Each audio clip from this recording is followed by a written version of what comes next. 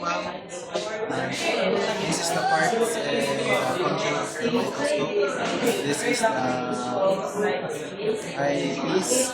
It look through and magnifies. This is the body tube. It connects the eyepiece to the lenses. This is the nose piece. It holds and rotates the objective lens. This is the objective lens. Green magnifies the lenses.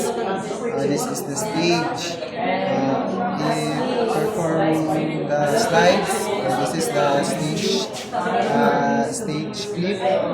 It slides the place. This is the focus wheel. It sharpen it up and down the stage. And this is the fine focus wheel. Sharpen the image. This is the base. It supports the microscope. This is the light. It's lighting the specimen. Thank you.